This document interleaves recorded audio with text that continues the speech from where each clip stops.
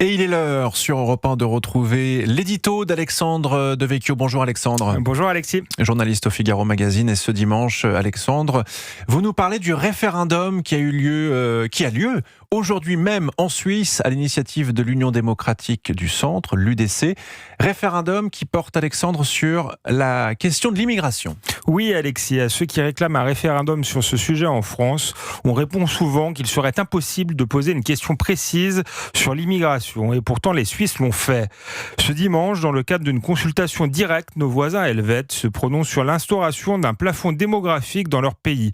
Si le oui l'emporte, la population suisse sera plafonnée à 10 millions d'habitants et le gouvernement dans l'obligation d'intervenir dès lors que le pays atteindra 9,5 millions d'habitants. Les partisans de ce référendum déplorent la dégradation de la qualité de vie dans un pays réputé pour son caractère paisible et l'efficacité de ses services. À leurs yeux, l'immigration de masse explique l'augmentation de la criminalité, la paupérisation du système de santé, la pénurie de logements, le bétonnage du paysage ou encore les trains bondés.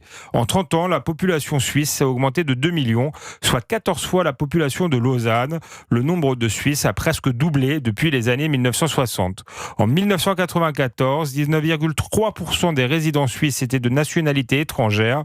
Aujourd'hui, ils sont 27,7%, dont 6% de demandeurs d'asile. Alors si le oui venait à l'emporter, Alexandre, certains accords entre la Suisse et l'Union européenne pourraient être remis en cause. Oui, la Suisse se situe en dehors du marché unique, mais applique néanmoins de nombreuses normes juridiques de l'Union européenne et participe à l'espace Schengen. Si un plafond démographique était instauré, le gouvernement serait contraint de sortir de Schengen et de remettre en cause la libre circulation, autorisant les citoyens de l'UE à vivre et travailler en Suisse. La fin de l'accord de libre circulation pourrait entraîner la rupture d'autres accords connexes, notamment des accords commerciaux, et priver la Suisse de son accès privilégié au marché européen. C'est pourquoi le résultat s'annonce serré. Selon les derniers sondages, c'est même le non qui devrait l'emporter avec 52% des voix. Mais quel que soit le résultat, ce référendum serait selon vous, Alexandre, une victoire pour la démocratie. Pourquoi dites-vous cela ? D'abord parce que les Suisses sont capables de débattre de manière apaisée d'immigration et montrent que ce sujet peut être soumis à référendum. Ce n'est d'ailleurs pas la première fois qu'ils votent sur une question liée à l'immigration. En 2009 et 2021, les initiatives de l'UDC interdisant les minarets ou la burqa ont été adoptées. En 2014, les Suisses avaient également approuvé une initiative de l'UDC réintroduisant des quotas de migrants. Au-delà de la question migratoire, le recours des Suisses au référendum et même au référendum d'initiative populaire montre l'efficacité de la démocratie directe. Une démocratie existe lorsque le peuple seul fait les lois, écrivait Montesquieu. Ce n'est malheureusement plus le cas depuis longtemps en France. Non seulement la démocratie représentative y est de moins en moins représentative, mais elle tend à être remplacée par le gouvernement des juges et la technocratie.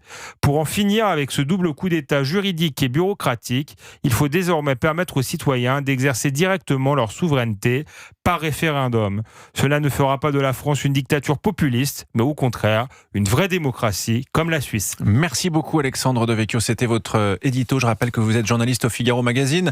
Faut pas perdre espoir, peut-être qu'un jour on aura un référendum en France, l'élection présidentielle va arriver vite. Exactement, et ce sera, je pense, un des thèmes de débat. Est-ce qu'il faut faire des référendums pour justement réussir un certain nombre de réformes ? Les paroles et les actes. Emmanuel Macron avait promis des référendums, ça fait 10 ans quasiment au pouvoir, on attend toujours. Bon dimanche Alexandre. Merci beaucoup.